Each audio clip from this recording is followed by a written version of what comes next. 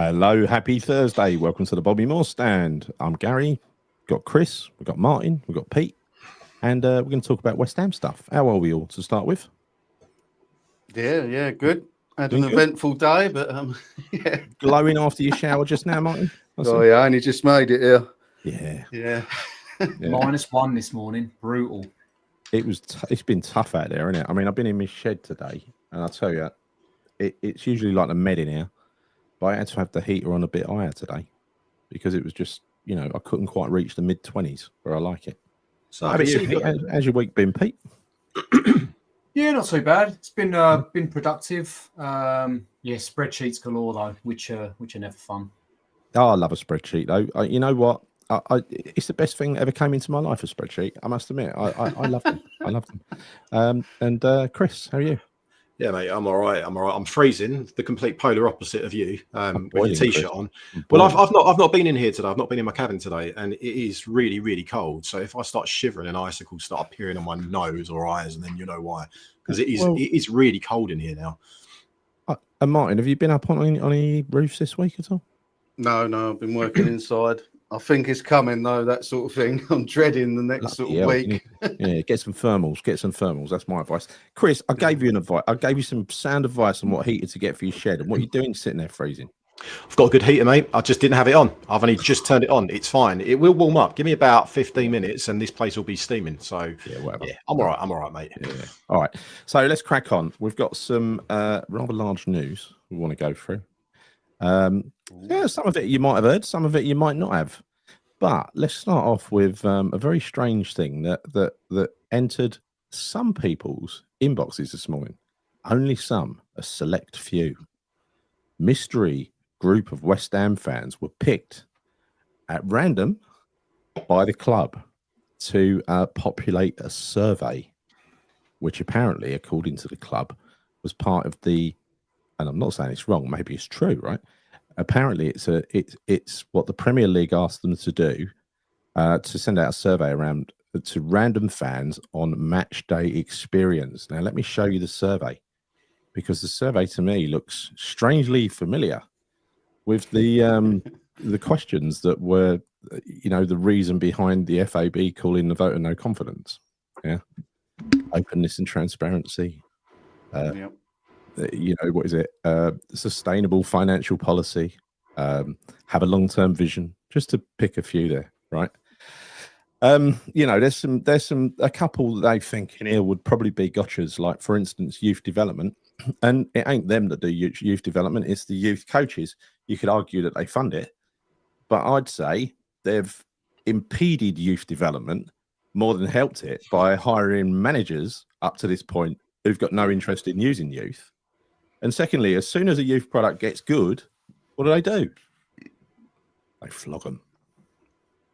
Yeah, so, and give them credit for that, can we? No. Can I just ask a question, actually, just out of interest, because we're all season ticket holders? Who received that? I was thinking I did.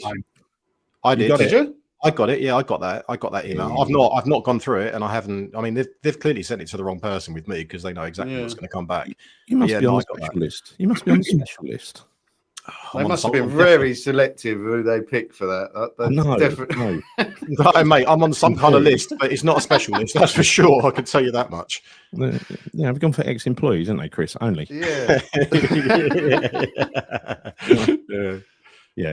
So I don't know. It's a bit of a strange one, and again, that's just my own personal conspiracy theory. It does look a little bit similar in many ways. Only about 6 or 7 out of 10 questions look similar to what the FAB demanded, and I'm not suggesting it'll be used for any nefarious reason, but just in case, we do have another survey which is identical.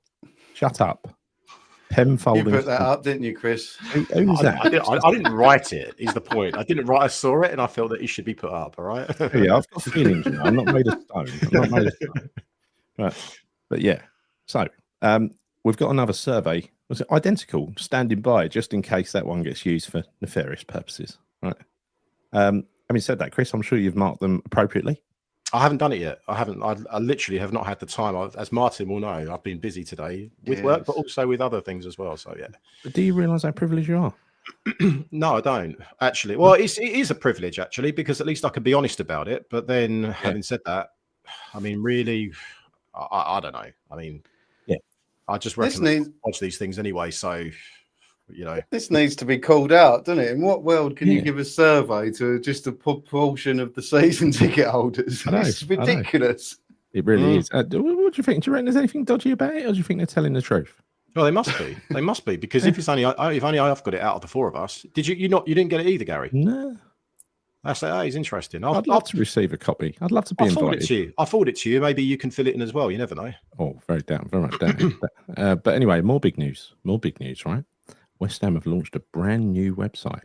It's really nice. You'd love it, right? The interesting thing about this new website is it's missing certain important parts of history. History appears to have been tactically erased, including things like, troublesome news stories and silly things like previous season ticket prices and stuff like that. Kind of a website that's been used by fan groups to point out inconsistencies. It's been cleaned up. So I can't figure out why they would have done that at this time. It's weird, Any ideas, Pete? Do you think that's nothing dodgy about that, is there? I give up trying to understand what the club does. Yeah. Big news, though. Big news. More big news. As if that weren't big enough. There's more. West Ham have teamed up with AWS, Amazon Web Services, and Crayon to deliver an end-to-end generative AI scouting solution. And because it is, because it's got Gen AI in the title, it means that it's amazingly bleeding edge. The company behind it, Business Cloud, Tech Insight with Byte, apparently, following the success they've had in the Bundesliga, which has been nothing short of astounding, I can't find any record of it, will now share their innovative and dynamic player insights with the club, which on the face of it you'd welcome, because it's technology. Everyone welcomes nice new modern technology. It's not going to quite be the algorithm that some other clubs use, but maybe it'll give them a bit of an edge. But you got to ask yourself, it's great having a bit of software, but if the software spits out a bunch of players and Sullivan's already made up his mind, he's going to go and speak to his agent, or who's the guy that comes with Nuno, package deal with Nuno, Mendes. Yeah. Is he going to refer to this? I wonder. Has it got a Portuguese option? It must. So just to circle back, Gal, you said it was AWS, so Amazon Web Services, and who? Crayon. Yeah, but I'm trying to figure the link. Does that mean they'll be using crayons when they're writing down the players that they've identified? They said it as though they were well known, and I don't know if they are or not. I've never heard of them. I work in IT. It's how Sullivan writes out his contracts. Yeah. Exactly. Yeah. So Crayon UK. Oh, they're in the Gartner Magic Quadrant. I don't know where exactly, but anyway. I don't want to bore you all that lot. But anyway, look, it is what it is. It's great. It's always good to bring new things, new technologies and stuff like that to give you that little edge. But unless you're going to use that edge and exercise that edge, what's the point in having it? That's my point. Be interested to know how it works as well, though, Gary, to be fair, because, a lot of the AI prediction things on results, games, and how league tables will look is never anywhere close to what it actually is. So I'd be interested to know from a scouting perspective how it works. People seem to misunderstand most AI is basically just regurgitating what it's scavenged from the internet, right? It's data that's already been written. It's like that's why they broke every copyright law in the book by stealing, books from the dark web and stuff like that without the author's permission. That's how it can do things like write something in a certain style, because it's already got all that stuff to refer to, right? So basically, it's not creative. It generates from what it's already got, what it's learned from. Yeah. So it's quite predictable, really. What most of the large language models now can do, though, is they can go out and they can scan the internet for various bits of data, and there's all sorts of things you can do. Sort of if you've got an imagination, but it would all boil down to, again, an algorithm, like how you use that data, right? Yeah. It wouldn't be about AI doing something weird unless it's got an algorithm behind it. There's got to be some sort of logic to it. I think the biggest thing I've learned about AI, and this ain't an AI program, by the way, but the biggest thing I've learned about it lately is without context, without setting the rules and the boundaries of AI, it's not fucking worth it. Give it up. Yeah. So assuming that's what this company does, right? Maybe. Anyway, the other thing is how exclusive is that? It's all right having that technology, but it's like you say, using it, and everyone can use that database, really, can't they? It's not going to come up with different things, is it? Really? No, it's not. I wonder what George Mendes thinks of this new software, though. Has he been part of the decision-making process to bring this software in? He must have been. He must have been. Are you sure it's not just Football Manager that they're using, and they're going to scandalise that way instead? Come on, Chris. No way. No way. This is a professional football club we're talking about. Again, this is West Ham United we're talking about. So I'll ask the question again. Do you think it's Football Manager they're using? Yeah. Me too. Me too. So the biggest story of all today, I think, ladies and gentlemen, we've got a new CEO. At least that's what you'd think when you look at Karren Brady, 56, who revealed her dramatic body transformation at Celebrity Apprentice Christmas launch, because that's where she spends a lot of her time. You know, there's no way. I don't want anybody out there suggesting that she spent some of her £1 million a year plus for 3 days of work, 3 days a week work, the part-time job that is West Ham. Don't want anyone to think that she's diverted some of that into surgery, because she hasn't. You know, this new model of Karren Brady, the Karren Brady Mark II Gear X Turbo, I think, it's a transformation that's nothing short of incredible. It's astounding. She insists it's not due to weight loss drugs like Ozempic. No, it's down to bloody hard work, like everything she ever does. It's down to hard work. Don't suggest anything else. She doesn't know how much she's lost in total. I could have a guess, probably about 3.5 stone. Right? But she says she don't weigh herself, like fuck you don't. And but she's guessing it's more than a stone. Yeah, well more than a stone, love. Right. Anyway. I've not seen any pictures of her. I've only seen the picture of the face. I've not seen the rest. Like, you know, would you like to see some? Mate, if you have, yeah, why not? I think, you know, you got to control yourself, though, Chris. You got to control yourself. I'll try and contain myself. You know, they are, I've got to say, quite appealing. You know, she looks like someone completely different, I've got to say. Right. Is that face really drawn out, like the Scream mask? Well, I don't know. I've got many Karren Bradys on the screen here, so I'm going to share them all with the viewers. Right? That's worrying, mate. Yeah. Right. So, yeah. Where you gone? Where's my bloody StreamYard gone? There it is. Right. Let's get it out to its own window, and then let's just do share. Right. Where are we? No, that's Leeds Studio. I must admit, with all the doom and gloom surrounding the club and all the pressure and tension, I'm glad she's really focused on it, going on a diet and changing her appearance. It's really good of her. Well, it's massively important. No doubt it gives fans like you and I a massive boost. Hold on. Have I shared it? Yes, I have. God. Martin, I think, I don't know about you, but I find it motivational to see that our CEO is in such good shape, right? I mean, look, this is before, this is after. Now, she's not had any work done, right? This is just through diet and exercise. Just want you to know that. Clearly it is. Because real? They're almost the same person, right? They're almost the same person, aren't they? Click on that apprentice one you got there. What one? The third one along. The third one along. Oh, yeah, that one there. Yeah. She looks like Melania Trump there, doesn't she? I think she's done this so she can sneak past the protest without anyone recognising her. But no, I mean, there's obviously sorry, Chris, control yourself, mate. Right? she's not had a pint in ages, is she? Yeah. There's some great photos here, isn't there? There's some great photos here. She's got a hell of a portfolio. Look, oh, she was better then, actually. All right. Have you seen Birmingham City's new ground? What they're going to do? That Tom Brady, what he's going to do with? But my God, all those big chimneys and everything.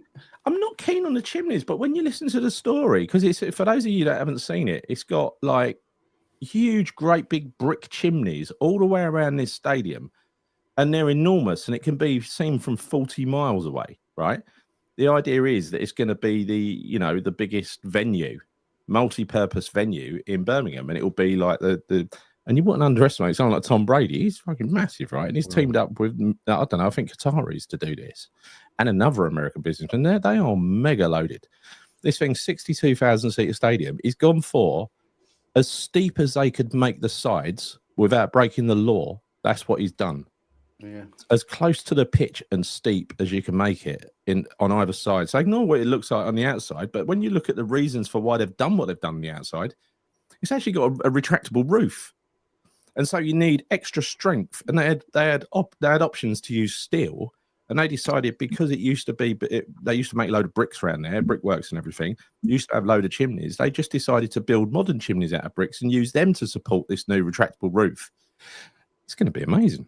It's going to be amazing. He's quite heavily into Bitcoin as well, isn't he? I mean, he's obviously made a fortune for the NFL, but I think he's quite heavily involved in Bitcoin. So yeah, and part of this will be an NFL stadium as well. One of two now, isn't it? But every stadium that goes up is going to have an NFL pitch. You can guarantee it. But this looks spectacular. I mean, it might not be your cup of tea when you first look at the pictures, but you should watch the video and the inspiration behind it. And it's all got like cross references to Peaky Blinders and everything else. It's good. I tell you, really good. Yeah, it's good. I quickly watched it. The chimneys are massive. I mean, like the things Fred Dibner used to climb up, haven't they? I know they are. But when you go down to the bottom, they've got a real reason. Those things, they're like, for air extraction and stuff like that. Well, similar to chimneys actually, but I mean for airflow and stuff. They're for the actual area, for the actual when you've got the roof shut, you've got to have airflow and everything else.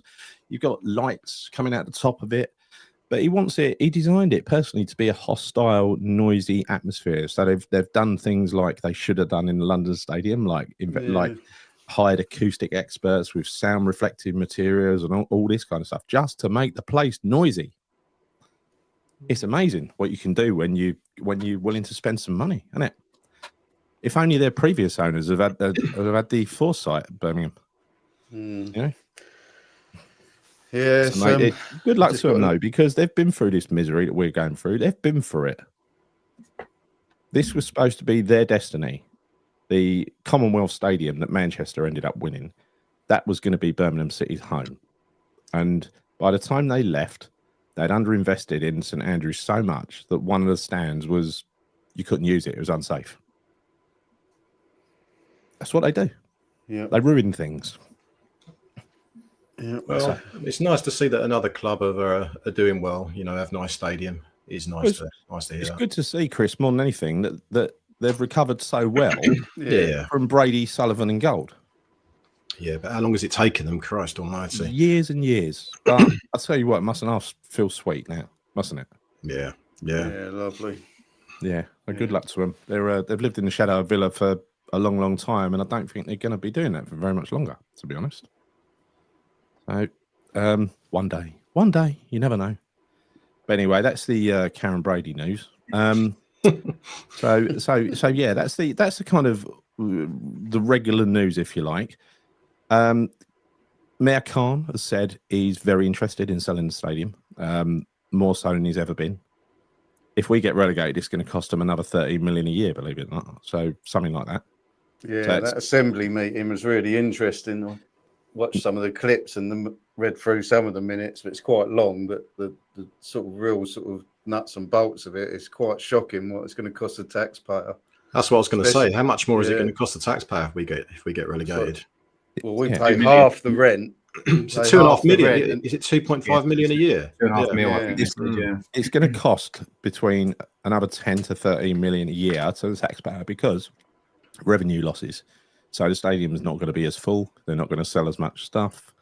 It's going to be there's going to be more games. Extra 4 games, isn't there? Yeah. So it's terrible news for the taxpayer if it goes down, and it is like Welfare United, isn't it? We are subsidised by the taxpayer every year and still skinned. Yeah, the deal with the century, and we've not benefited from it. Well, deal of the century, and when you look at it and how heavy it's weighted in our favour, it was clear that Boris just wanted this off his hands, and he would have signed any sort of deal to get it off his hands, and we were the only option. There was no Spurs interest. That was all nonsense. That was actually orchestrated. So it was a big fit up. Bad, really bad. I think you would have thought that Boris would have carried some of the weight for that, but no, he's slimed out of it. Hasn't he? What else we got? Okay, so the West Ham Way review a busy window as multiple hammers shine for their countries, including Aridis Golombekis. Who did he play for then? England. Yeah, with Nuno now hoping the squad comes back in one piece due to Bournemouth. Before Bournemouth, Potts injury update. That's going to be a late fitness test, I think. It was a dead leg, wasn't it? Yeah. Although I did watch his interview with Chris Skull, and he said he's all right for the weekend, didn't he? But he might just be saying that. Yeah, I think Nuno was quite coy in his press conference. He wouldn't give anything away. He just said, "Oh, they're getting closer. Well, we've got another session before we announce the team and stuff." I just don't think he was giving anything away. Was he looking confident and suave, Nuno? He was good. I do quite like his press conferences. I think he gets a bit bored with being asked the same question 5 different ways, and he just says, I've already said, I'm not answering that again. He focused on Paqueta a little bit as well, that obviously he's missing, and they said, how do you replace him? And he said, you can't, he's irreplaceable. So it'll be interesting to see what he does with that team, because that's one confirmed that there's definitely not going to be playing. So I'd like to see what he's going to do with that midfield. Well, the bullshit transfer rumours have started early this year with us being linked for some reason with James Garner from Everton's midfield, a team pretty much as bad as us. And we want to sign one of their midfielders because we're being linked with Guido going away. I suppose he'd be better than Guido. He's much better than Guido Rodriguez, mate. Yeah. 100% he is. Well, they want more Prowse as well, don't they? So they want more Prowse. Package deal. I'd do a swap deal. I'd do a swap deal for that. Any day of the week. I think it's a good deal for us. I don't think he's such a bad player, Garner. Moyes wants Ward-Prowse. Apparently so. That's one of the 2 clubs, Southampton and Everton, yeah. Oh, that's amazing. That's amazing. I mean, look, no one wants to see Ward-Prowse suffer. I wish he'd go somewhere else. He's a 30 million player, don't forget, earning a fortune on the bench. So you've got to get a shot of him, really, ain't you? As well as the German. What's his name? He's got to go. Füllkrug, I think. Yeah. I've already cast him out of the squad, to be honest, in my mind. That's why I can never think of his name. But Füllkrug is basically demanding to leave. I think he wants to be in a German squad. He knows this has been a disaster. And he wants to cut West Ham want to cut their losses. 10 to 15 million is the price being touted about. Depends who you believe. We paid 17 to 25 for him. Yeah. Yeah. I think it was. I think it was around about 17 million with add-ons, but I just can't see how another team is going to spend, circa 10 to 15 million on him now. You'd be a bit mad to do that. Loan, do you think, Chris? Maybe like a £4 million loan deal or something. Yeah, I think we'll get a loan fee for him. Yeah, we'll get a loan fee for him, and maybe I don't know I don't even know an obligation, but maybe an option to buy at the end of that loan deal. So we're only going to lose out on that one. I can't see it going any other way. But interestingly, with Füllkrug, he is back fit now, isn't he? Yeah, he's back, isn't he? Yes. So I guess my kind of big question I have at the moment is: do you think Nuno's going to start Füllkrug over Callum Wilson? No, I don't think he can he? I think Wilson's been pretty good. He's done better than Füllkrug. Well, he has, but then I'm just saying, do you think that he might? I mean, bearing in mind he was starting Füllkrug over Wilson when they were both available, so maybe he favours him in terms of his style of play. I don't know. It's just a question, isn't it? Really. One of them's going to get injured over this Christmas period. Yeah. There's too many games for it not to happen, right? Yeah, if not both of them. Yeah, maybe. I don't think he'll play Füllkrug much, because if he gets injured, we're stuck with him. That's it, isn't it? Yeah, I think you might be right there. That's kind of what I'm thinking. Maybe he'll keep him as a bench player. Maybe he's got a backup in Souček now as well, hasn't he? So he does. Yeah. He's a super striker, Souček. I'll tell you something though. With Füllkrug, I mean, you're probably right, Martin. That I don't think that he'll start him either. I think he will stick with Callum Wilson, providing he's fit, of course. But I think if you're Füllkrug, you're also going to want to try and put yourself in the shop window. So it wouldn't surprise me that if he does come on as a sub, that he's going to work his bollocks off to try and nick a goal. That he will try, because, as I say, he wants to find another club. And if he goes on a barren spell between now and January transfer window, for instance, what's the likelihood that many clubs are going to be interested in signing him? So I do think that, I mean, I've been hoping it for a long time. I think we all did at the start of the season, but he might score a couple of goals between now and the new year. You never know. And it all counts. It all helps. I always think with him, he looked really good in friendlies and things. And then when it comes down to the Premier League, that physicality, and he just hasn't got it, I don't think. I don't think he can play in this league at all.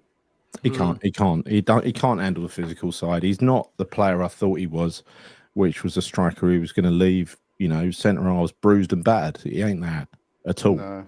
Well, the chant was the big fucking German, and he doesn't play like one. No, he doesn't even really win aerial battles, does he? Not at all. He's totally dominated by Premier League centre halves. He ain't got it in him. There's been a reoccurring rumour this week that will delight you, I think, from West Ham World, and West Ham World. I think they always annoy me, their stories, and this one annoys me more than any. And it is first article, Liverpool and Spurs are monitoring Jared Bowen. What the fuck does that mean? Monitoring. Well, they maybe got someone down at the training ground where I know those like noise things where he just listens for dissatisfaction from Jared. Anyway, and the next article is Bowen is on their radar.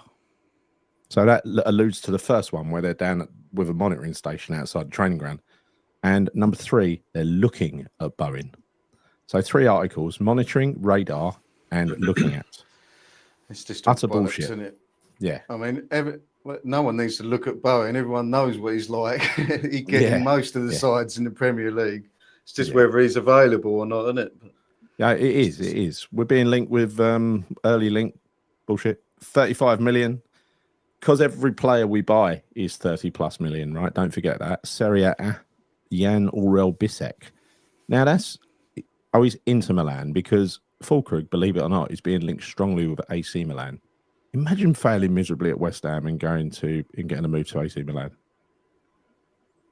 It's because the Italian league's slower, isn't it? Yeah, I suppose so. He'll probably do well there. Yeah, he probably will do. It's probably more suited to his style of play, in fairness, because he's certainly not got the pace, has he, for the Prem? No. Being linked with a Serie A goalkeeper who has not played a minute this season. Excellent. That's good. It's just like, it's amazing, right?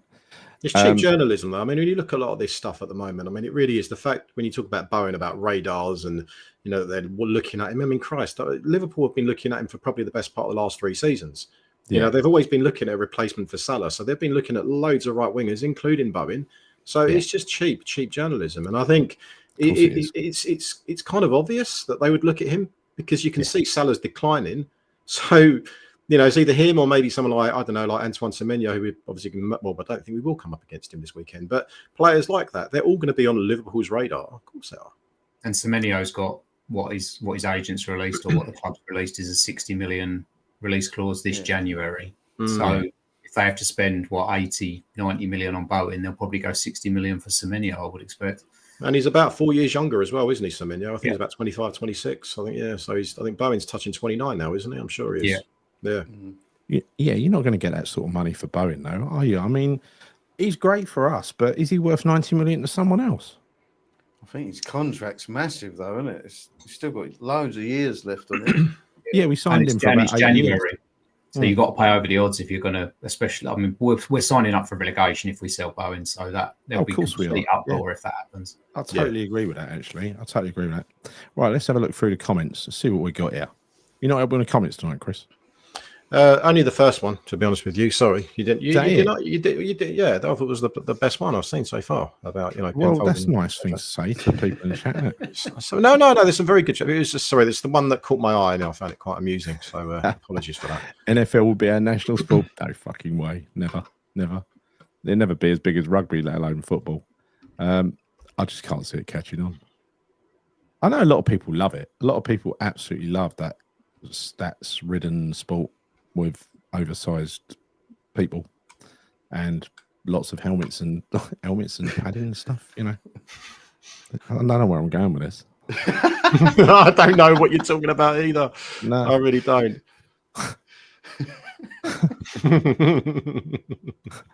West Ham spent all their money on the AI model that Gary showed us. What one was that? God knows. The one that you spoke about, I think. Oh, that one, yeah. No, they don't pay for shit like that. They partner with someone. I know how this works because I work with another football club. And what happens is you go in there with an offering and you talk to them about it. And then at the end, they want to talk about how they're going to get it from, they're not going to pay for it. They're going to partner with you for it. Oh. Yeah, that's how it works. Yeah, no, I hear you. Well, let's just go through some of these comments then, right? So what DBZ saying, love that name. I don't think any club will have... Well, sorry. Thanks for that, mate. Go on. I don't think any club will have BS now, even if it's to save the club. I agree. Another good comment by it. Not that I'm favoriting just DBZ saying. Why is he DBZ saying now? Yeah, has he changed his name? I'll just... It was what you say, wasn't it? It was. Maybe this is his brother. Oh, it could be a relative potentially. Yeah. It could be. Yeah. I don't see Bowen leaving West Ham, in my opinion. Do you know? I actually agree with that. Unless we get relegated, of course, I don't see him moving because well, look, when you think about it, right? Like we've already said, he's 29 years of age. The kind of money that we'd want for him if we did even stay up in the Prem, I don't think other clubs would be willing to pay that sort of money for him. 90 million. I think they're going to try, unless we. I can't imagine that we'd want to sell him cheap. I mean, he's on a long contract. I think he's tied down to West Ham. I think the only way I see him leaving West Ham is if we get relegated. Yeah, my opinion. I don't know what you guys think about that. Yeah, if we get relegated, you've got to let him go, haven't you? But do you think he goes if we don't get relegated? Is my point. So if we go into the season, no way. He's here for life. He's here for life. Him and Danny here for life. Yeah. Bowen ain't 90 million. I mean, this kind of depends. He's to us. I mean, he is to us. He's worth 90 million to us, but he might not be worth 90 million to someone else. If not more, because he's the difference between us staying up and going down. He is. So for us, he's worth more than 90 million. Yeah. If they sell him for less than 90 million, the fan base will go mental. Should do as well. Yeah. And there's no way they're doing that. It's going to cost that sort of money to get him out of this club. Yeah. For sure. True. Is the midfield going to set up without Paqueta? I'm sure we'll talk about that in a minute, right? When we talk about the Bournemouth game. Yeah. What's everyone saying about Guilherme? Is Barry Krishna? What's Barry Krishna saying? I've heard nothing about him. I've heard nothing about him at all. He's been on the bench lately, but he's not got a kick. I don't know. Yeah, Nuno got a few questions about him in the presser earlier. What are you saying? Yeah. There's obviously something going on. Like someone said something about the pace and everything in training. So there's obviously something he's probably been doing well in training, but he just gave a bit of a vague answer. Sort of he'll get his chance eventually, sort of thing. He looks good in training, though. I've seen some videos, and I know maybe they're just showing the best bits. I don't know, but he does look pretty sharp in training. Good finisher, good dribbler of the ball, good pace. He seems to have a lot of the attributes that we think would probably do well in our team. So. I mean, I'm not saying necessarily that he should start, but I don't understand why he's not getting more game time. I don't really get that. The only thing that I put the question mark around Guilherme is the physicality, because he does seem to get knocked off the ball quite easily, doesn't he? Yeah, he's very lightweight. I don't think they've played him in his proper position. Apart from, I would say that Potter got quite close to playing him in his right position. There was a few times he came on last season, late last season, where he came on. He made a contribution. He beat a defender, and then either shot at the keeper or didn't cross the ball properly. But he actually got himself into the box, created an opening. It's a decision making from that point on. So I don't know. We haven't seen a continuation of that, because that should have been the start of his development, and then he builds on from there. But he's kind of gone backwards. Well, it's very hard for a player if they come on as a substitute and they're getting, 10, 15 minutes, once every 5 games to actually make an impact. But if you see the guy get a run of games, then maybe he'll hit a run of form. So I do feel a little bit sorry for him, because he's had some moments where you think, like when we saw him against Chelsea last season, he's had a few moments where I thought, he looks all right. But then he's also had a few moments where he hasn't. And that's understandable, because he is still a young kid. What is he, 18, 19 years of age? He's got plenty of time to develop, but he's not getting game time. That's the problem. So maybe if he does get that time, he will improve and become much more of a consistently better player. So the jury's out for me on Guilherme. I don't really have an opinion on him at the moment. I don't. It's difficult. Though. I think in Brazil, he may have played on the right wing and cut in. And let's be honest, Bowen is a 90-minute player. Yeah, you're not really going to see Bowen get taken off at the 70-minute mark. And we ain't the sort of team that rest players either. We don't have that quality in the squad to rest players. So I don't see him getting much game time. See, the sensible money when he came in was on him being Kudus's successor, because I don't know what the thinking was in bringing a right winger on with Bowen when you've already got a right winger. But they ended up making it work somehow for a while. But it would make, if he was supposed to be Kudus's successor, then surely he should be the man backing up Bowen at least. Well, you'd think so, wouldn't you? You would think so. But again, Bowen's a 90-minute player, isn't he? Yeah. So there you go. That's a good comment from Adam, isn't it? Still a baby. He is actually. Yeah. I think he's 19. Yeah. But he's saying if Marshall was bought for 20 million, would we be getting on his back? We would, wouldn't we? A bit. Yeah, we probably would, but I guess the argument against that is he wasn't bought for 20 million, which is why we're not getting on his back, and he's come from our youth team. When you spend, and we don't even really know how much. I don't think anyone's getting on his anyway. back. I don't think anyone's getting on his back, right? This is just questioning because he did cost 20 million. So why aren't we using him? That's more the question. Yeah. Yeah, and Chris is right what he says, like that previous comment, don't rate Guilherme. I mean, we don't know, do we? How can anyone have an opinion don't know how on good it? he is. Don't know how good he is. Not a clue. We also ended up drawing a Premier League team in the Carabao Cup early doors, when normally you like a lower league team and you can actually try those players out and get through 1 or 2 rounds of using your squad depth. Yes. Obviously, it's a great point. And maybe we'll see him in the FA Cup if we get a lower league side in the 3rd round. We won't. We get Liverpool. Don't say that. I can't bear another Liverpool Cup game again. I can't. I really, really can't. It's just too much for me to take. For my mental health, I can't do it anymore. I really can't. I keep clicking on DBZ saying, sorry. Guilherme's a right winger, left winger, and a cam. Is he? I don't know about that. I just thought he was more right wing. I didn't think he could play in the others, in any of those other positions. He has played on the left. He has played on the left. Well, I know he's played on the left for us, but is he actually? Can he actually genuinely play as a left winger? Is he proficient enough to play as a left winger? I don't know, but I will say he played as a right wing back for his old club periodically. Mate, it's all different. It's different type of football, though, isn't it? When you're out in Brazil, it really is. Sun shining for a start. Nice and warm, freezing here. Yeah, it really is. Yeah, that's true. It's very, very true. So, what do you? Should we? Sorry, a few more comments and we talk about Bournemouth. Yeah. Yeah. Okay. Randy, good evening, Randy. Randy saying Barry. I think I'll say he's talking to Barry. One of the other. Yeah, Barry's one of Barry Krishna. He's talking to in the chat. Oh, I think we'll either sell him or we loan him out, as he does not seem favored by any managers, despite he came as a sub by Nuno against Everton.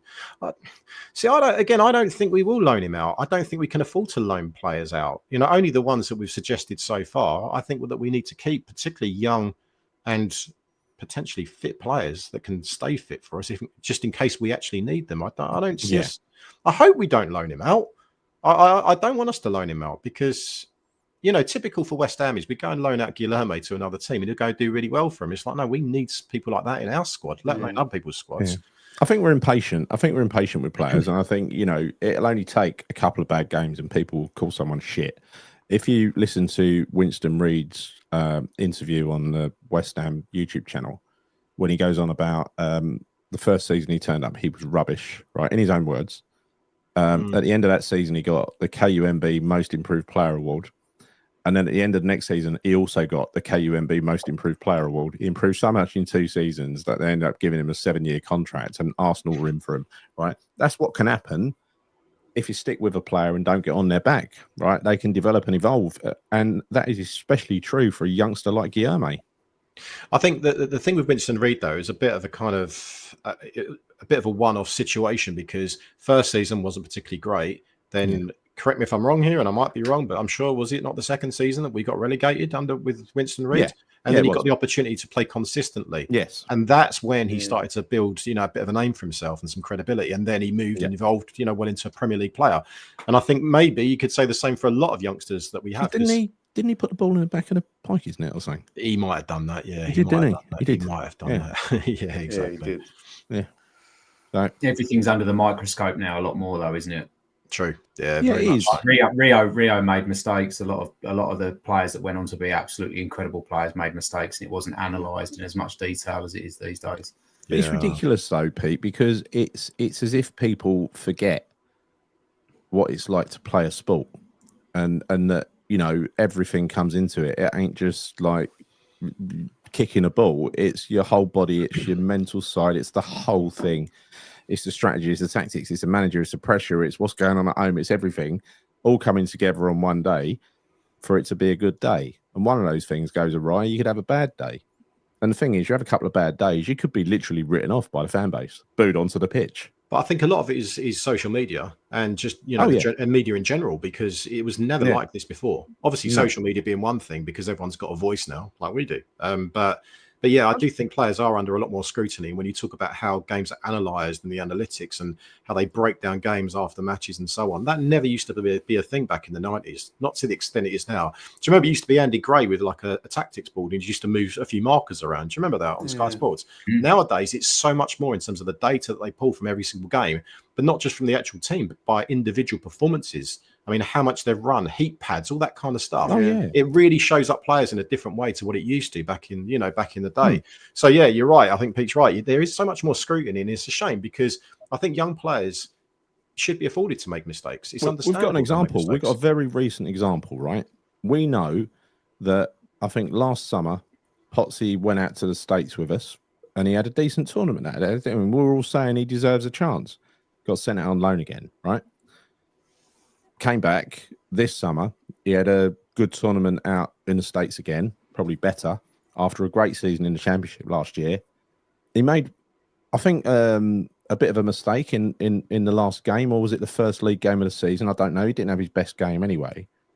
And literally, this guy, who's the son of a former West Ham captain, who played 500 games for West Ham and knows what it's like to have tough times at West Ham. His brother, who played football professionally, or still does, I don't know. This is a football family. He spent his whole life loving West Ham, being brought up in the West Ham academy to get his chance after all these fucking years of loans and everything else. And then after one bad game in the Prem, some fucking idiot has got the right to come out on social media and say, he's not up for it, not up to it. It's like, what gives you the fucking right to declare that? We was getting comments saying he's a Championship player and never make it in the Premier League. Exactly. People need to wind their fucking necks in. And you know that saying I don't like, give your head a wobble. Give your head a wobble. Because honestly, you don't know the commitment it takes for someone to go through their life like that and develop into what is an elite sportsman. It takes fucking massive dedication. You cannot write them off after one game. No, you can't. It's definitely worth, if people haven't seen it, the interview he's done with the Iron Cast. Yeah, really that's brilliant. And he talks about how the loans made him into the man he is and the player he is. I think it has. I think it's been incredibly beneficial. And as is this comment here from Mark Pendleton about Kante, Mohamedou Kante. I mean, do I think he's ready? He might be, he might not be. You know, he's training with the first team. He's one of the special ones that came across, isn't he? He looks very good. I mean, I think I said it the other week. Physically, he looks very imposing.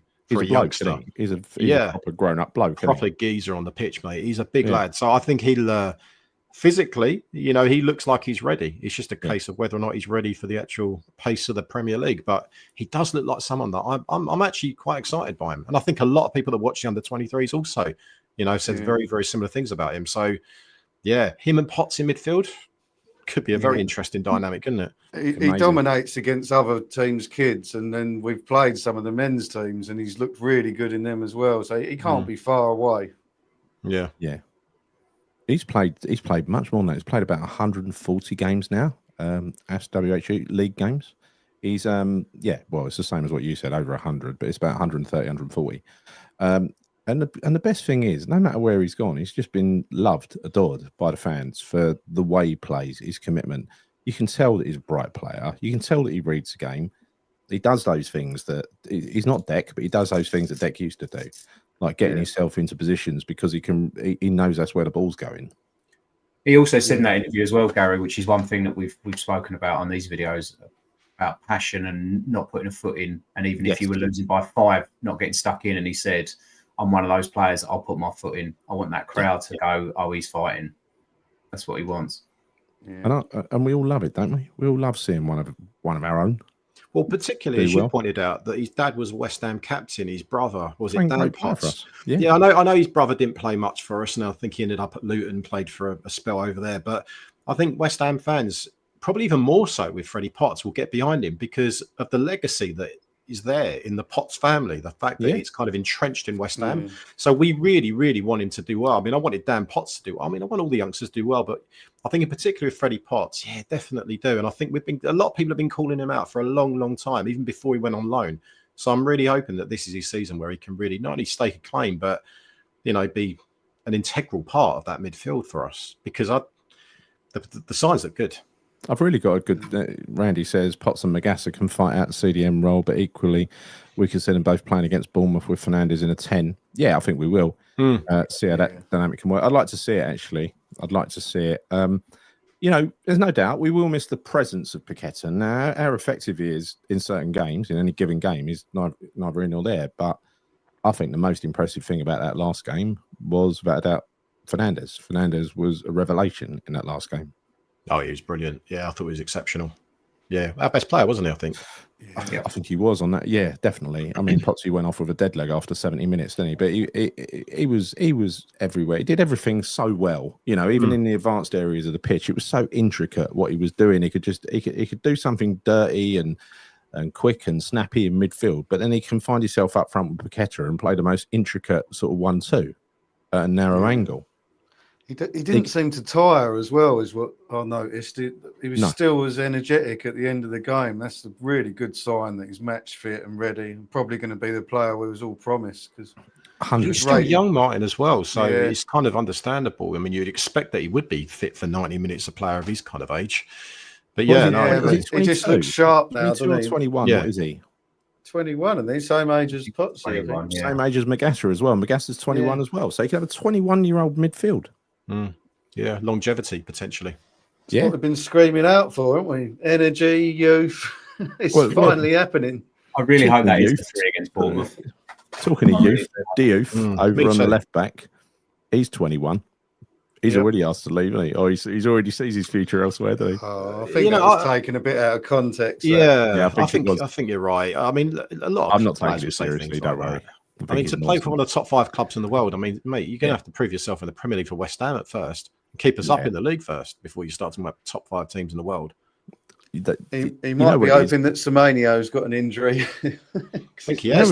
Some of these players, though, and they're young. They haven't had the proper media training and stuff, right? So they go back home, they're slaps in front of a camera, probably deliberately tripped up. It would have been saying something that, what do you want to achieve in your career? No player's going to say, I don't want to go to the top, is he? Exactly. So something, and that can just be diced and sliced and put back together. I'd say Diouf sees his future elsewhere. Yeah, that's what happened, I think. It's quite common in these international breaks because they have different media talking to him and it gets translated badly. I wouldn't worry about that. You know, the way I see it, Martin, right, is unless I've actually seen the interview, I'm not going to take it out of context because I think it's the way it's delivered, everything, the tone of what, how that player comes across. And when you see it's been translated from a French newspaper or whatever, it's so easy to misinterpret it. And I never read too much into that stuff. I just can't. Yeah. The other thing is as well, I want our players to be positive and like reaching for the stars. I don't want them just to come here and say, "Oh, that's it, I've made it." I agree. I don't think there's anything wrong with it. And for him to get to the best clubs in the world, he's going to have to be outstanding for us. So we'll benefit from it. Continuously outstanding because they are the players that good clubs sign. Yeah. Consistent good performances. Yeah. I really like him. But anyway, the young, signing these young players is actually a good thing. But we need to add a striker in January and a few others as well, don't we? We need to do something on that defence, I think. Yeah, of course we do. Definitely a striker. It's just a case of who, because I genuinely don't know. I've got no idea. I don't know, and I said this the other week. I don't know whether what's his face, Ivan Toney, is a genuine possibility. To me, it just seems too much of an expensive deal, but I just don't know. I really, really don't know. And I think a lot of it also, who we may or may not sign, will depend on how we do between now and the start of January. We said it the other week. You know what Sullivan's like. If suddenly we get, let's say hypothetically we beat Bournemouth at the weekend. Can you imagine West Ham winning 3 games on the bounce, right? Suddenly we find ourselves in a much, much stronger position, right? If we get more points than we thought we were going to get than we guessed the other week, and we're in a really strong position in January, he might be like, well, you know what? You get your striker, but we're not going to give you a centre back because Mavropanos is back. You just don't know how it's going to play out. No, Chris. No. What will happen now is they'll load up the old Gen AI platform. They'll find out the AI scout will pick the greatest talents in Europe, if not the world. We'll feed that data into the laptop being controlled by Mr. Mendes, right? Mendes will see it pop up on his screen. It will go off. It will dispatch his boy out to whatever country it is to bring that player back. That's what happened. Argy was interested on Sky Sports News. They were asking him about the Ivan Toney thing, and he said that one of the reasons, or the main reason that Ivan Toney went to Saudi was because he wanted the money. He could have gone to a number of bigger clubs than Brentford in the Premier League, but he chose Saudi for the money. So for him to come back and have to pay 5 to 10 million because it's within the calendar year and he's got to pay the tax back. It's not going to happen. And Pardew said, and even if it did, if you've got Man United and Tottenham are also linked with him, he's, with all due respect to we love West Ham, but if we're in a relegation dogfight, he's going to want to go to Man United or Spurs. And also, Pete, bearing in mind, right, people are saying that he may want to come back to the Premier League because he wants to get back into England contention because he hasn't had a look in so far. Yeah. Is he really going to get England? Is he really going to be looked by England if he's playing for West Ham in a relegation scrap? No, probably not. That's what I'm saying. I mean, I know Bowen's getting a bit of a look in, but he's an exception because he's our best player, basically. But I just think you're right. I think if he did come over to the Premier League, I don't think he'll go to West Ham. I want to be proven wrong because I think he's exactly the sort of player that we'd need. Yeah. He is. Yeah. Depends how he looks at it. He might be thinking I can stroll into that side, start and score 10 goals. He might, you don't know how he thinks. Martyn, mate, you could stroll into that side right now. I think any one of us could stroll into that side and score, maybe not score 10 goals, but yeah. Dodgy comment by Ray Burke here. Good evening, all. That includes you, Gary. It's nice, isn't it, Ray? Well, at least he didn't call you 10, mate. Take every positive. Yeah, it's not positive. Right. A striker under 25 will be going. I'll go 26. It's all right. 26 would do. I'm not bothered. Needs a striker, but Kilman needs to go. Yeah, needs to replace Guido and JWP. I think, look, get rid of them two. Bring one good one in. He's fine to me. Don't need to replace them both. And I don't think. I think if we could get a destination for Kilman, I think we'd bite someone's hand off. I wouldn't sell him right now unless there is an adequate replacement. I wouldn't. I just think it's madness because you can't sell him. We have no one until you've got someone else, right? Well, exactly. It's ridiculous to even say it, isn't it? No, it is. Our numbers are just so thin. I mean, we've literally got one. Mavropanos come back soon, isn't he? But that's about it. That's the backup.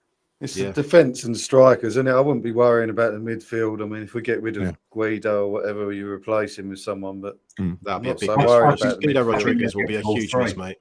Massive miss, Guido Rodriguez. 10 years. It's longer than that, isn't it? Actual striker. When's the last striker? We asked this question the other week. When was the last time before the current batch that we signed an actual striker who went on to play as a striker and score goals? I mean, not including like Skamaka and Haller. Well, yeah, but they were not successful. The successful ones. No. What about Chicharito? He was all right, weren't he? He was okay. Chicharito ended up on the bench. Yeah, I know, but he scored a few goals. Probably Saka. Saka. Yeah, probably was Saka. Yeah, Saka, yeah. Cool. But he got injured a lot as well, didn't he? But then you could add on to that question as well that remained, had some longevity, actually managed to play games and to get injured because, Diafra Sakho, he got injured, didn't he? And I don't think he really ever played again after he left West Ham, did he? Maybe bit part at some other clubs, but I think his career just faded away because he was injury prone. I can't think of a striker. I genuinely can't. That has stayed at West Ham for a period of time, that remained fit and scored a decent amount of goals. And when I say decent, I'm going to say 10 or 12 plus. I can't think of one. Well, it's Ashton and Hartson, isn't it? I would have thought. Well, yeah. I mean, I'm probably talking more so over the course of the last 15 years. I can't think of anyone, Pete. I can't. So you're probably right. Probably is like Dean Ashton. It probably is John Hartson. Did you see that news story that said we signed, what's his name, Ferguson on loan, and he wasn't ever going to be ready to play for 6 weeks? Well, doesn't surprise what was the point? He's in Italy now as well, isn't he? He's at Roma, I think. He's bashing the goals in. No, he's not. Well, from what I heard a couple of weeks back, I think he had a good pre-season. He scored quite a few goals. Yeah, he did in pre-season. But then he's gone off the boil now, and I don't even think he gets much of a look in. Why have they signed him? Have they actually signed him? I think he's on loan there, mate. No, it's a loan, season loan. Right, okay. JWP has still not scored. He goes somewhere else. You guarantee he'll score that fucking goal. That one that they kept talking about. Is this the time when he finally equals David Beckham's record? I don't even care about it. I mean, honestly, it's really. Oh, Chris, come on. Well, why would we? Don't play for us. We don't want him in the team. So, I don't know. I'm not buying Beckham complete the record, to be honest with you. Yeah, let Beckham keep. I mean, Beckham, he deserves to keep the record, doesn't he? He does. I mean, giving it to James Ward-Prowse, no, he don't want to be doing that, does he? So we are 25 minutes away from the show ending because I want to get in and watch I'm a Celeb. Yes, I do. I actually quite like it this year. It's pretty good. You watching it? You free? I am. See the first one. I'm supposed to be watching it. I keep getting told off for not watching it. Yeah, well, you should watch it. You should watch it. Pete, too late, bro. Too late, bro. You're not into it? No, I've been in previous years. I've got my boy tonight, so I know he wants to watch the first episode. So we might do a bit of a binge watch tonight. Oh, good idea. Yeah, good call. It's actually decent. Cast pretty decent. It's watchable. I've watched them. I've had some of them in last week. I ain't watched one for about 5 years now because I've just found it intolerable. People that had in there. This lot are not that annoying. All right. So give it time, mate. I'm not massively overwhelmed by the cast this year.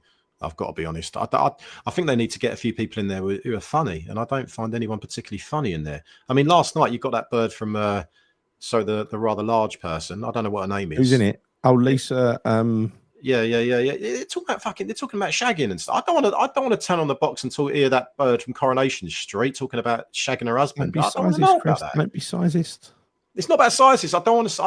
Why would I want to watch that? I don't want to watch that. I turned it on. I was like, what the fuck? No. So not a big fan of it so far. Yeah. Anyway, Lisa Riley. That's it. Lisa Riley. Yeah, Lisa that's Riley. Lisa one. Riley. Yeah. Alex Scott is on it. Yes. The Birmingham player, the Bournemouth player. No. I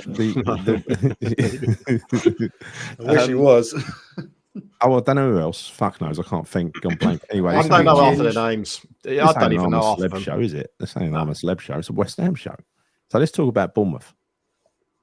I'm going to the seaside the weekend. You going? Yeah. I've got Jim Grant's ticket, the second ticket. I'm off down now. Bosh. Fantastic. Fancy our chances? Fancy our chances? No. I don't know. We'll come to that after. I haven't mulled it over yet. I need to mull a bit more before I give a prediction. So let's listen to what people have got to say first. Who wants to go first? Pete? How's this going? I'm feeling positive. Excellent. Because I do like the football that we're playing at the moment, and I love having Potsy in the side. So fingers crossed he does get through that fitness test. The 50-50 on Semenyo gives us a real chance because he's a match winner. He's a game changer. And I don't know whether, much like if Bowen was out for us, I don't think you can replace that. So I'd be delighted with a point, to be honest with you. But yeah. But what? I thought you said you were positive. I am positive. I'll be delighted with a point. I'll predict a 2-1 win if I'm being honest with you. I just you can't predict what Nuno's going to do with that team. We all want to see Magassa play and put Fernandes further forwards, but you just don't know what he's going to do. Maybe he'll stick Andy Irvine in the middle of the park. You never know. No. This is an see interesting him on the pitch with Scotland the other day. He didn't play, but he was celebrating at the end. Was he? Was he? Massive, though, weren't he? It was massive. To be fair to him, it was massive. That was brilliant. It was. I'll tell you, that is a good way to qualify in it. That game, the way they won it, it's fantastic. That's really the best international match I've seen for years. It was brilliant. That was. Yeah, it was great. Yeah, it was. Kat says, "Mum, who irons?" Meet Gary. I managed to get tickets. Taking my 9-year-old daughter. She has a 100% record. So do I, Kat. See, brilliant. The signs are good. The signs are good. What? You've got 100% record where? What? You at Bournemouth? Okay, well that's all right. I've just been once. We won. Oh. Take it, mate. Take that 100% record. I'm going to Brighton in a few weeks. I've got 100% record there as well. I've been to the old ground. I've only been that place once. At this rate, mate, we're going to be challenging for Europe. Just get yourself to all these grounds where you get 100% records. But I'm kind of with you, Pete, on this prediction as well, to some extent, because I think it all depends on whether Semenyo's fit or not. So I say if he's fit, we're going to lose 2-1. And you know what, Jid, even if he's not fit, I think we're going to lose 2-1. I'm going to say 2-1 or 2-0. That's my prediction. I don't want that to happen, and I hope I'm completely wrong. But I just think it's a shame that we always had that break. You know, as soon as we get a run of games where we're winning, we have the international break and then we come back again. I hate that. You know, you just want to kind of continue, don't you, to your next game? Yeah, but it swings both ways. If you get slaughtered and then you go into a break, you want to play your next game, right? It's the same deal, isn't it? It works both ways. It does, but sometimes it doesn't. You know, but I just kind of feel that when you're winning, you want to just keep playing. You know, when you've lost a game, sometimes you just want a bit of a reset as well. I'd say I'd probably be more inclined to say that when you're winning, you definitely don't want an international break. But I don't know. I really, really hope that I'm wrong. Yeah. But for West Ham to win 3 games in a row, I can't remember the last time that happened. In truth, I can't.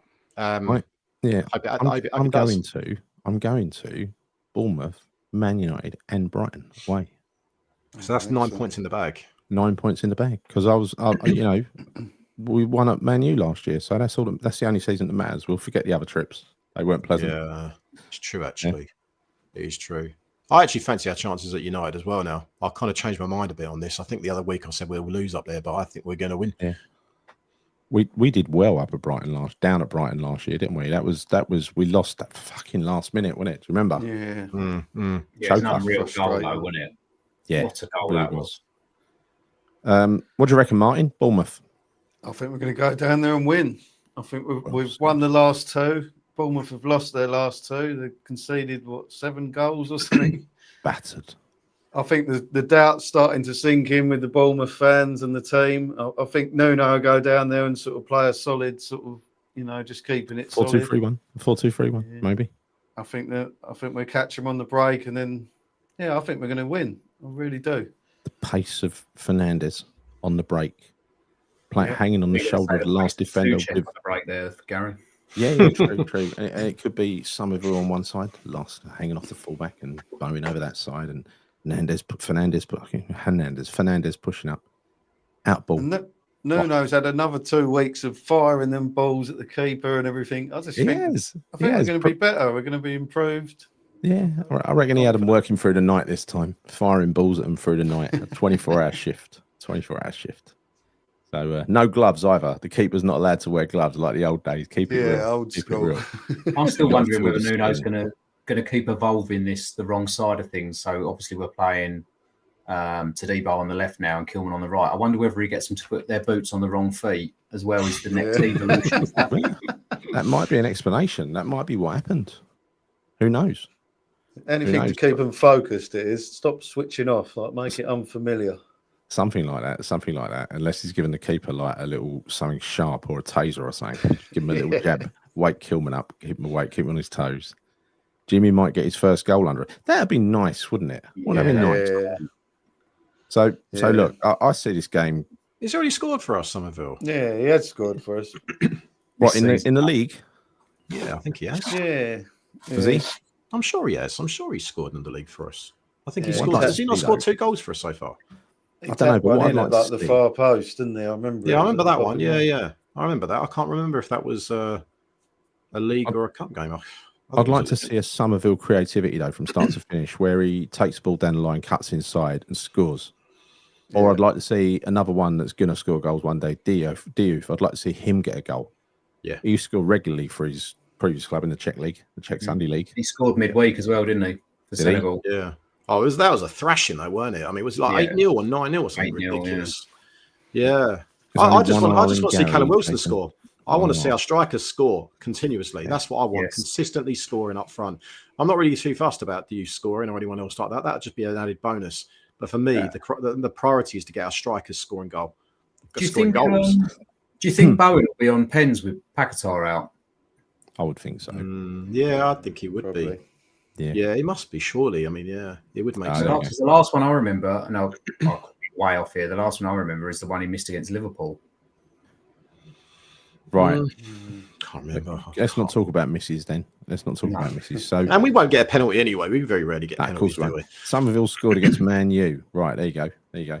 So, what do I think? I think I'm going to drive down there by myself, actually. Solo in the car, listen to a few podcasts. It's going to be a nice sunny day down by the seaside. It's a lovely tiny little ground. It's like pretend, isn't it? It's like a pretend ground. When you go in there, it's just like you've been there. It's like it's really, really small. It's about 12,000, Gary. Oh, it's teeny. It's like smaller than Brentford. I swear, it's smaller than Brentford. It is smaller than Brentford, yeah. Yeah, and you're right on the pitch, like down the side, and it was a great view. But then again, we won, so it was a great atmosphere and a great view. Last time I went there, it was when Fornell scored that over a kick thing. Yeah, and then cried. Yeah, great day, and. Yeah, so I think I'm feeling lucky for this one. I think we're going to go down there, and I think 2-1 is a good pick actually, but I'm going to go 3-1. Who's gone 3-1? Did you go 3-1, Chris? No, I went for a 2-1 loss or a 2-0 I'll go loss. 3-1 win. So let's recap: 3-1 win, 2-1 loss. Martin, 2-0. 2-0 win. Pete, 2-1 win. Excellent. So I've all got different scores. So tell us what you think in the chat. This is becoming a common theme. If you realise this, I'm predicting losses every week, but we've actually been winning recently. So I'm going to continue with me predicting losses. I know. You keep it up, Chris. I will. I will definitely do that. So Super Tommy-atric. He scored, didn't he? And he missed a penalty in the national break. Yeah. Is he having his captaincy stripped from him or something? Stripped to the captaincy. Yeah, I read about that. Yeah. That's right. Take the pressure off. 3-1 win for Claire. 4-2 for Barry Krishna. 2-1, doesn't say to who, I assume to us from Randy. 3-1 win. There's a lot of positivity going on from DBZ saying, doesn't trip off the tongue, does it? Mark Pendleton 1-1. Boo. 3-2. Says Jace. 2-1 from Darren. Desmond. From Rihone. It's interesting. Like most of these predictions, apart from this one here, I think shows that we're going to actually concede goals, and I think that will be the case. If we do win, I still think we're going to concede. Yeah, I think we will. We will. And it's always safe to assume that we will. So let's, for the last 15 minutes of this lovely show, what we're going to do, just a little game, a little fun bit. It's not a fun half. It's a fun 15 minutes. We're going to talk about, this is the subject, right?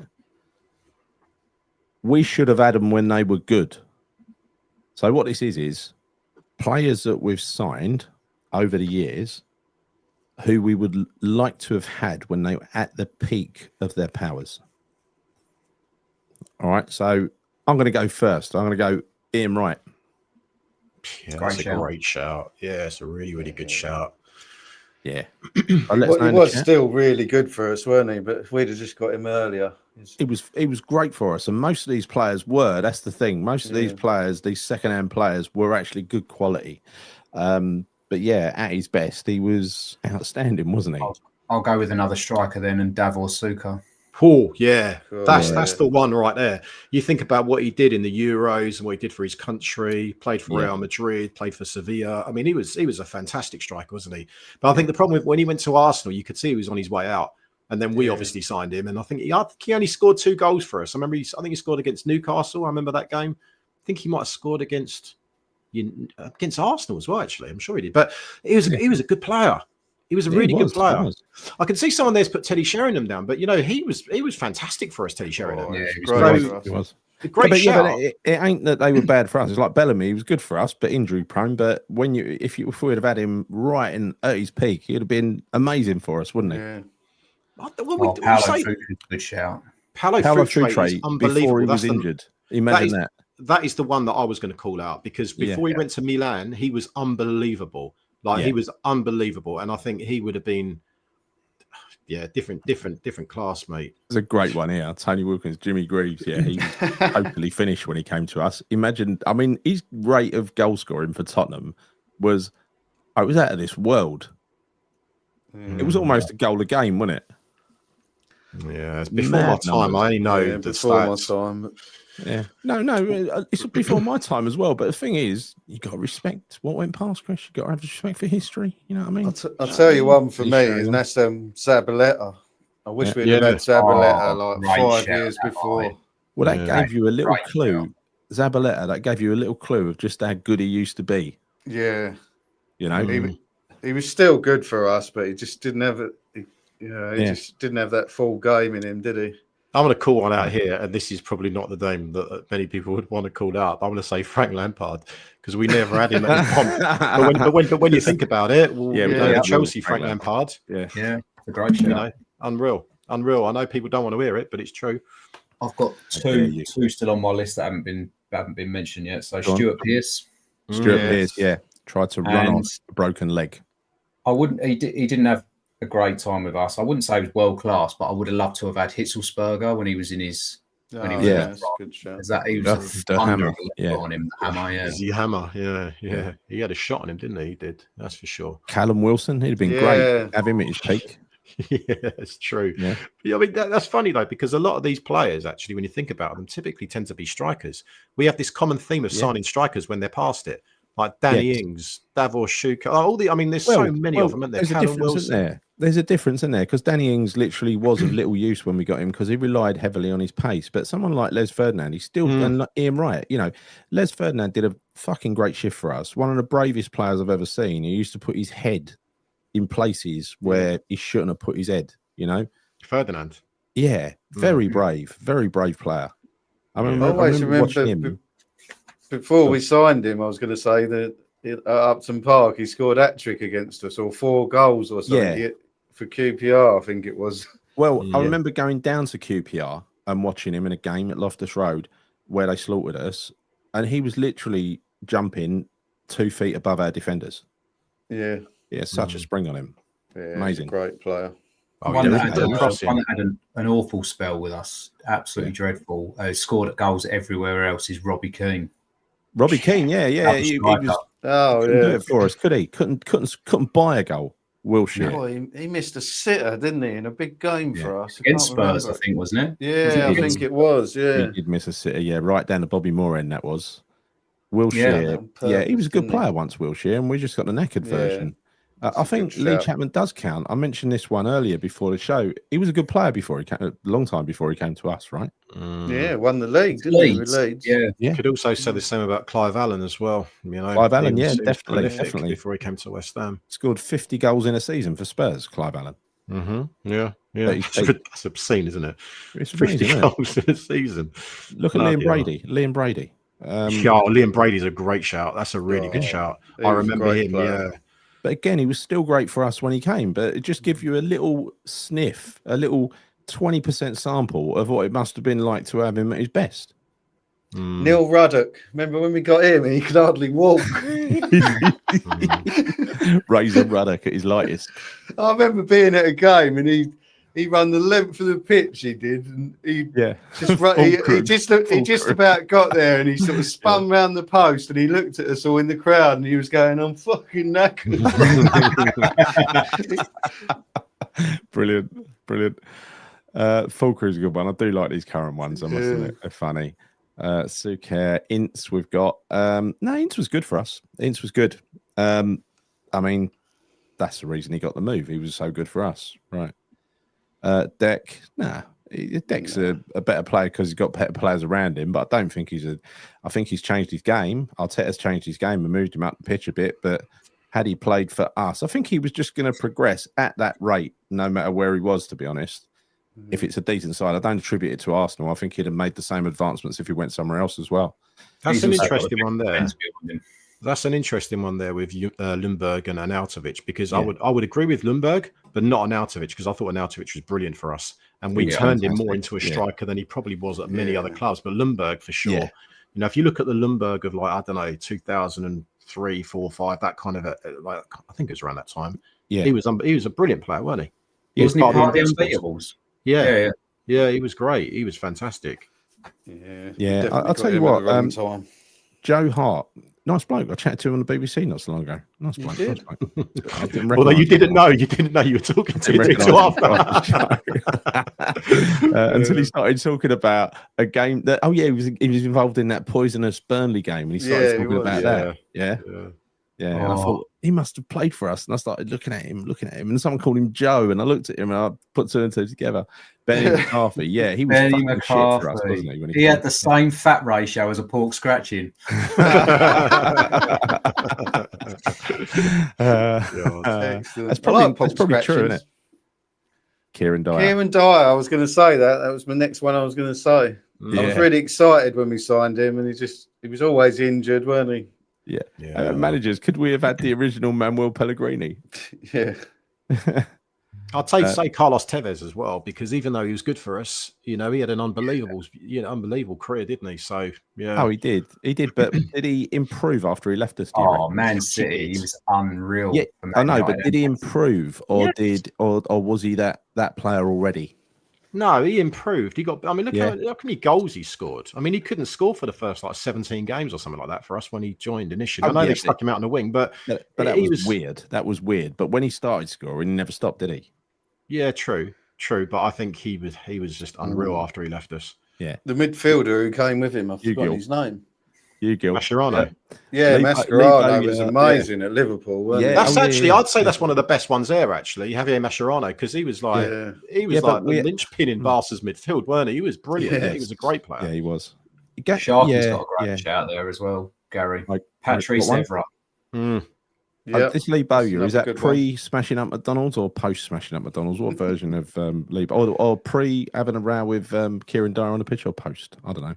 Evra was totally useless for us, wasn't he? Yeah. But I'll give you a better one than that. A player that I'll give you a player that was really good. Yeah. But he was so bad for us, and that's Alvaro Arbeloa.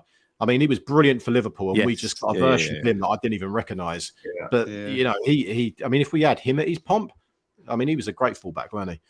You had Mido up there, Gary. There's a Mido, what was his? Tony Carr's testimonial. Yeah. All the players were arriving in the car park, and there was a fan there with his notepad and his pen. And Mido pulled up, and he went, "Mido." And Mido came over, big smile on his face, and the guy handed him the book and the pen, and he went, "Go and get me Paolo Di Canio's autograph." I've never seen a football player mugged off like that in my entire life. That's brilliant. That's brilliant. So Chicharito, Mascherano, Danny Ings at his pomp, he would have been great for us, but as long as we didn't play him up in a one. Hey, I'll tell you, when you got after that. That one, I totally agree with, because when he was at was it at Deportivo, and he was in the Spanish squad, and he was prolific back in the mid-90s. He was. But again, we just got him at the wrong end of his career, didn't we? Yeah, he's a cracking player.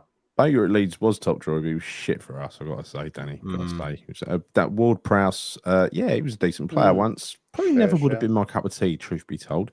Rebrov, he was a good player. He was a good player, as was Yarmolenko. That's a good call. Yeah, but Rebrov wasn't that great. I mean, don't forget he was at Spurs and he was shit. And then he came to us and he was shit. And then I think he was good for Dynamo Kiev, wasn't he? That was it. Yeah, but not in. I suppose if you're talking about players that proven themselves in the Premier League, I don't think Rebrov ever did he? I think he went down to Watford, maybe, if I'm right. And again, he weren't overly great there either. Boogers.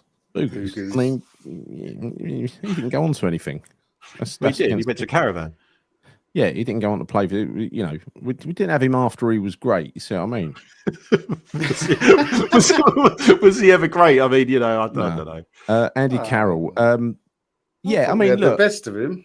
Yeah, I think we did have the best of him. He was always injury prone, wasn't he? Always. Yeah. It fits and starts, mate. That's the thing. Best one. Best answer. Calvin Phillips. Fucking hell. It's another good one. Jemba Bar as well.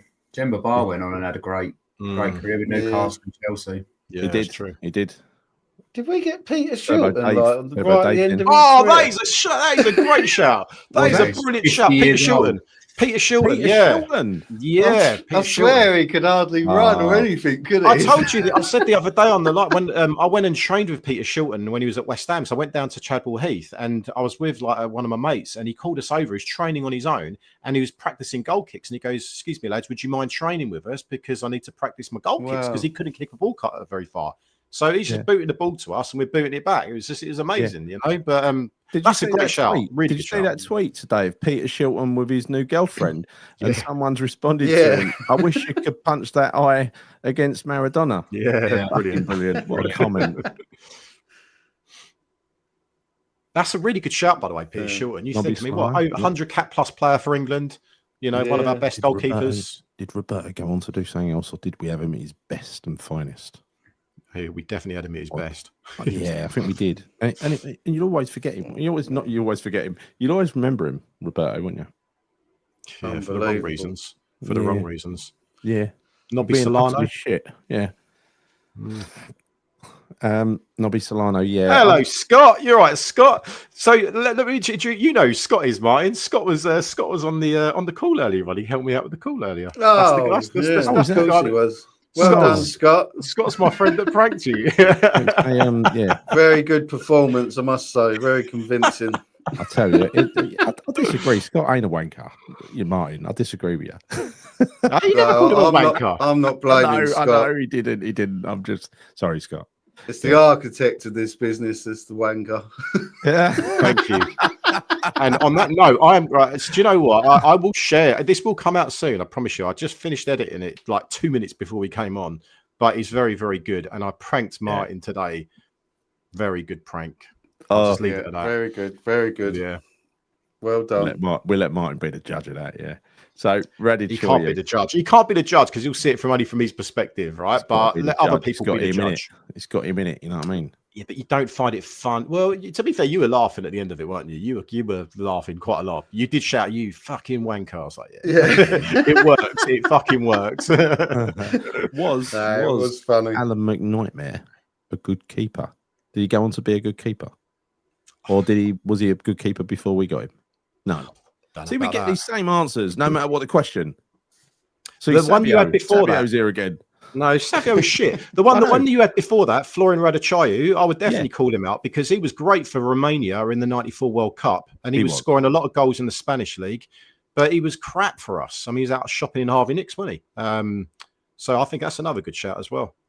I think Dawson peaked with us, Jason. Yeah, that's the reverse of this. We had other teams would say if they were doing this, they'd pick Dawson. Yeah. I think someone said that about Carroll. I think that's true. And there was another one that was true about that's been on this list. Can't remember who it is now. But I think Arnautovic played his best. We basically created the modern Arnautovic. Don't forget where he came from. He came from Stoke. Yeah. And we created the guy that got the big move and then went on to play for this club and that club and then the other club, right? Yeah, it was fantastic for us. That was Trevor Sinclair. I think we got the good Trevor Sinclair. We had the best version of Trevor Sinclair. Yeah. I mean, he was good for QPR. I mean, everyone recognises him for that amazing overhead kick that he did. But apart from that, we had him for a sustained period of time. He was better for us than he was for Man City. I think we had the best Kudus for half a season. He ain't produced that with Spurs yet. Yeah. Does he? He might never produce that. I hope he don't. Is he on the left yet? Is he on the left? Couldn't give a shit about Get him out on the left. That's where he loves it. He loves it out on the left. There's a good one after that. Guido Rodriguez, 100%. Well, yeah. World Cup winning Guido Rodriguez. So true. If you'd have gone back if I'd have asked this question about a season ago, we probably could have read out half the current squad. Yeah. Yeah, you could do. I'm sure we must be missing some because Sullivan loves an old age footballer, doesn't he? Right at the end. Love an old age footballer, and an old age manager. Yeah. This could be a discussion that could go on for hours. You know, I know. It genuinely could. I'm a Celebrity has just started, so that means it's the end of the show. So thank you all for joining. Cheers. Thank you. We'll treat you to the prank call next time, and that'd be good. So thank you, Martyn, for joining, and Pete and Chris. Thanks for having me. And thank you. Thank you all for watching. Thank you, people in chat, for your lovely comments. Thanks, Claire, for modding. Head of security. See you soon. Kim and Wines.